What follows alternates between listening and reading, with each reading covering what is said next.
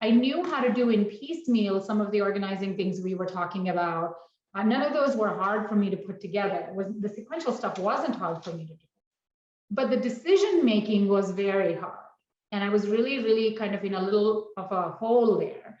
And every decision was a hard decision. Every decision was being handled at equal level. And the work that I did with Francis kind of got me to push me to the next level where I said, oh, I don't have to think of it like that. I can, this is where it's getting into trouble for me. I always want to make sure that the other person's happy. And he probed a little and I said, well, I get really uncomfortable if there's conflict or if the person's upset.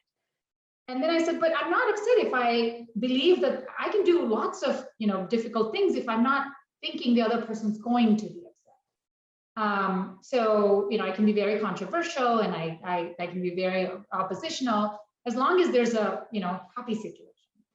And one of the things he said is that the high observer that you are, you probably notice things which the other person doesn't know they feel because of, it'll be a fraction of a second passing through their face, a little, tightening of their forehead or a little something, and I will catch that and hold on to it. And so he said, well, try this. The next time you see that, kind of talk yourself through saying, yes, he's working through it and he's not upset, and see what happens.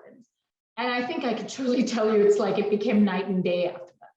So I had this narrative which said, yep, maybe he's working through it too, or he or she, this is about my husband. I was like, yep, that was a controversial thing I said, but he's not upset and I can say no and insist and negotiate through this. Suddenly my decision making went from, I was kind of like chugging along at 5 miles and I went to like 90 miles.